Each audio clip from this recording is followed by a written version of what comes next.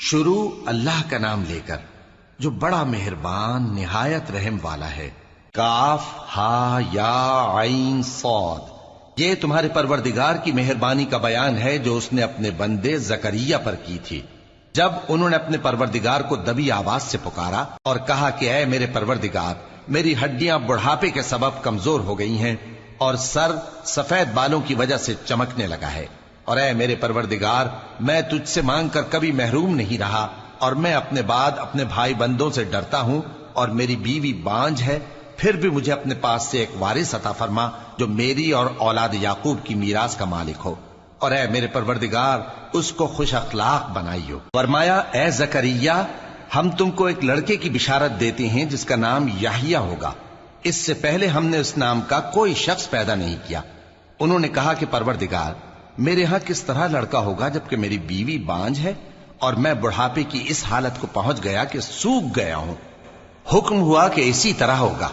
تمہارے پروردگار نے فرمایا ہے کہ مجھے یہ آسان ہے، اور میں پہلے تم کو بھی تو پیدا کر چکا ہوں اور تم کچھ چیز نہ تھے۔ کہا کہ پروردگار میرے لیے کوئی نشانی مقرر فرما۔ فرمایا نشانی یہ ہے کہ تم صحیح و سالم ہوتے ہوئے 3 رات دن لوگوں سے بات نہ کر سکو گے۔ پھر وہ عبادت کے حجرے سے نکل کر اپنی قوم کے پاس آئے تو ان سے اشارے سے کہا کہ صبح و شام تسبیح کرتے رہو۔ فرمایا اے یحییٰ، ہماری کتاب کو مضبوطی سے تھامے رہو، اور ہم نے ان کو لڑکپن ہی میں دانائی عطا فرمائی تھی اور اپنے پاس سے شفقت اور پاکیزگی دی تھی، اور وہ پرہیزگار تھے، اور وہ اپنے ماں باپ کے ساتھ نیکی کرنے والے تھے اور سرکش اور نافرمان نہیں تھے۔ اور جس دن وہ پیدا ہوئے اور جس دن وفات پائیں گے اور جس دن زندہ کر کے اٹھائے جائیں گے ان پر سلام ہے۔ اور کتاب یعنی قرآن میں مریم کا بھی تذکرہ کرو، جب وہ اپنے لوگوں سے الگ ہو کر مکان کے مشرقی حصے میں چلی گئیں، پھر انہوں نے ان کی طرف سے پردہ کر لیا تو ہم نے ان کی طرف اپنا فرشتہ بھیجا، سو وہ ان کے سامنے ایک خوبصورت مرد کی صورت میں آیا۔ مریم بولی کہ اگر تم پرہیزگار ہو تو میں تم سے بچنے کے لیے رحمان کی پناہ لیتی ہوں۔ فرشتے نے کہا کہ میں تو تمہارے پروردگار کا بھیجا ہوا یعنی فرشتہ ہوں، اور اس لیے آیا ہوں کہ تمہیں پاکیزہ لڑکا بخشوں۔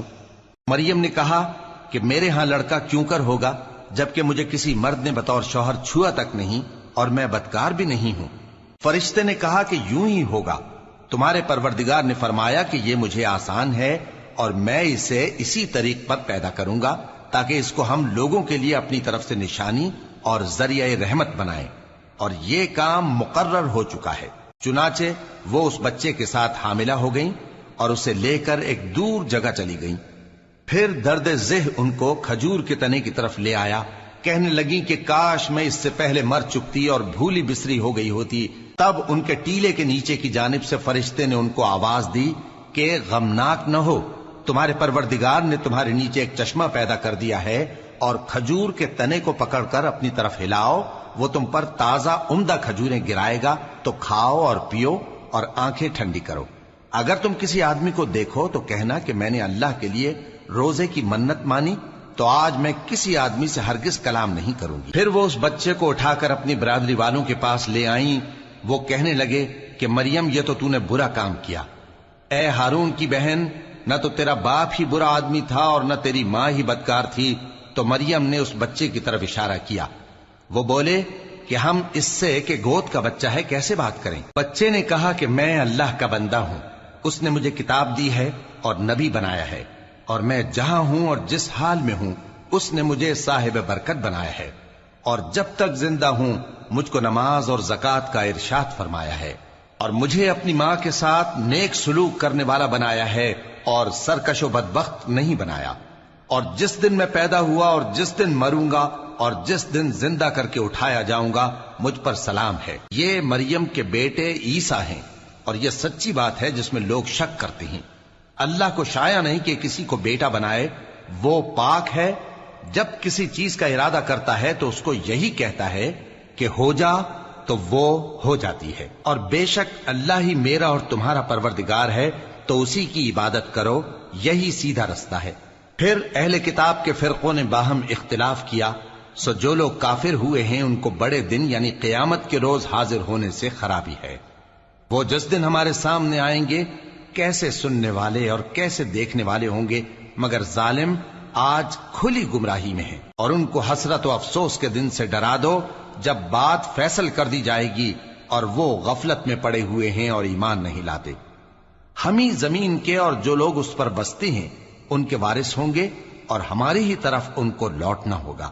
اور کتاب میں ابراہیم کا ذکر کرو، بے شک وہ نہایت سچے تھے، پیغمبر تھے۔ جب انہوں نے اپنے باپ سے کہا کہ ابا، آپ ایسی چیزوں کو کیوں پوچھتے ہیں جو نہ سنیں اور نہ دیکھیں اور نہ آپ کے کچھ کام آ سکیں؟ ابا، مجھے ایسا علم ملا ہے جو آپ کو نہیں ملا، تو میرے ساتھ ہو جائیے، میں آپ کو سیدھی راہ پر لے چلوں گا۔ ابا، شیطان کی پوجا نہ کیجیے، بے شک شیطان اللہ کا نافرمان ہے۔ ابا، مجھے ڈر لگتا ہے کہ آپ کو اللہ کا عذاب آ پکڑے تو آپ شیطان کے ساتھی ہو جائیں۔ اس نے کہا کہ ابراہیم، کیا تو میرے معبودوں کے خلاف ہے؟ اگر تو باز نہ آئے گا تو میں تجھے سنسار کر دوں گا اور تو ہمیشہ کے لیے مجھ سے دور ہو جا۔ ابراہیم نے سلام علیکم کہا اور کہا کہ میں آپ کے لیے اپنے پروردگار سے بخشش مانگوں گا، بے شک وہ مجھ پر نہایت مہربان ہے۔ اور میں آپ لوگوں سے اور جن کو آپ اللہ کے سوا پکارا کرتے ہیں ان سے کنارہ کرتا ہوں اور اپنے پروردگار ہی کو پکاروں گا۔ امید ہے کہ میں اپنے پروردگار کو پکار کر محروم نہیں رہوں گا۔ اور جب ابراہیم ان لوگوں سے اور جن کی وہ اللہ کے سوا پرستش کرتے تھے الگ ہو گئے تو ہم نے ان کو اسحاق اور اسحاق کو یعقوب بخشے اور ہر ایک کو پیغمبر بنایا، اور ہم نے ان کو اپنی رحمت سے بہت سی چیزیں عنایت کی اور ان کا ذکر جمیل بلند کیا۔ اور کتاب میں موسیٰ کا بھی ذکر کرو، بے شک وہ ہمارے برگزیدہ تھے اور رسول تھے، نبی تھے، اور ہم نے ان کو طور کی داہنی طرف سے پکارا اور باتیں کرنے کے لیے نزدیک بلایا، اور اپنی مہربانی سے ان کو ان کا بھائی ہارون پیغمبر بنا کر عطا کیا۔ اور کتاب میں اسماعیل کا بھی ذکر کرو، وہ وعدے کے سچے اور رسول تھے، نبی تھے، اور وہ اپنے گھر والوں کو نماز اور زکوٰۃ کا حکم کرتے تھے اور اپنے پروردگار کے ہاں پسندیدہ تھے۔ اور کتاب میں ادریس کا بھی ذکر کرو، وہ بھی نہایت سچے تھے، نبی تھے، اور ہم نے ان کو اونچی جگہ اٹھا لیا تھا۔ یہ وہ لوگ ہیں جن پر اللہ نے اپنے پیغمبروں میں سے فضل کیا، یعنی اولاد آدم میں سے، اور ان لوگوں میں سے جن کو ہم نے نوح کے ساتھ کشتی میں سوار کیا، اور ابراہیم اور یعقوب کی اولاد میں سے، اور ان لوگوں میں سے جن کو ہم نے ہدایت دی اور جنہیں برگزیدہ کیا۔ جب ان کے سامنے ہماری آیتیں پڑھی جاتی تھیں تو سجدے میں گر پڑتے اور روتے رہتے تھے۔ پھر ان کے بعد چند ناخلف ان کے جانشین ہوئے جنہوں نے نماز کو ضائع کر دیا اور خواہشات نفسانی کے پیچھے لگ گئے، سو ان قریب ان کو گمراہی کی سزا ملے گی۔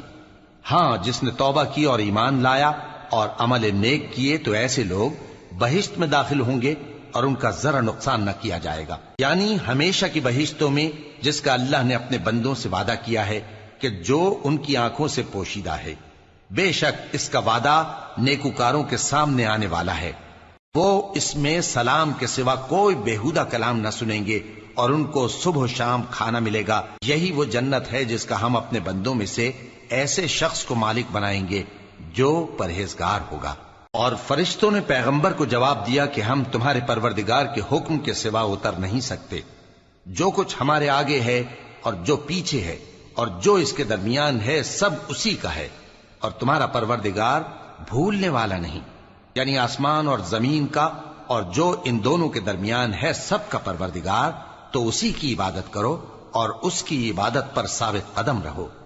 بھلا تم کوئی اس کا ہم نام جانتے ہو؟ اور کافر انسان کہتا ہے کہ جب میں مر جاؤں گا تو کیا زندہ کر کے نکالا جاؤں گا؟ کیا ایسا انسان یاد نہیں کرتا کہ ہم نے اس کو پہلے بھی تو پیدا کیا تھا جبکہ وہ کچھ بھی چیز نہ تھا؟ سو تمہارے پروردگار کی قسم، ہم ان کو جمع کریں گے اور شیطانوں کو بھی، پھر ان سب کو جہنم کے گرد حاضر کریں گے اور وہ گھٹنوں پر گرے ہوئے ہوں گے۔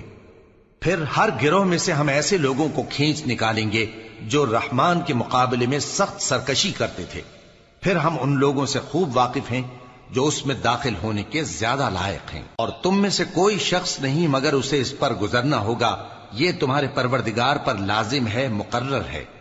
پھر ہم پرہیزگاروں کو نجات دیں گے اور ظالموں کو اس میں گھٹنوں کے بل پڑا ہوا چھوڑ دیں گے۔ اور جب ان لوگوں کے سامنے ہماری آیتیں پڑھی جاتی ہیں تو جو کافر ہیں وہ مومنوں سے کہتے ہیں کہ دونوں فریق میں سے مکان کس کے اچھے اور مجلسیں کس کی بہتر ہیں، اور ہم نے ان سے پہلے بہت سی امتیں ہلاک کر دیں وہ لوگ ان سے ٹھاٹ باٹ اور نمود و نمائش میں کہیں اچھے تھے۔ کہہ دو کہ جو شخص گمراہی میں پڑا ہوا ہے، رحمان اس کو آہستہ آہستہ مہلت دیا جاتا ہے، یہاں تک کہ جب اس چیز کو دیکھ لیں گے جس کا ان سے وعدہ کیا جاتا ہے، خواہ عذاب اور خواہ قیامت، تو اس وقت جان لیں گے کہ مکان کس کا برا ہے اور لشکر کس کا کمزور ہے۔ اور جو لوگ ہدایت یاب ہیں، اللہ ان کو زیادہ ہدایت دیتا ہے، اور نیکیاں جو باقی رہنے والی ہیں وہ تمہارے پروردگار کے ہاں صلے کے لحاظ سے خوب اور انجام کے اعتبار سے بہتر ہیں۔ بھلا تم نے اس شخص کو دیکھا جس نے ہماری آیتوں سے کفر کیا اور کہنے لگا کہ اگر میں ازسر نو زندہ ہوا بھی تو یہی مال اور اولاد مجھے وہاں ملے گا؟ کیا اس نے غیب کی خبر پالی ہے یا اللہ کے یہاں سے عہد لے لیا ہے؟ ہرگز نہیں۔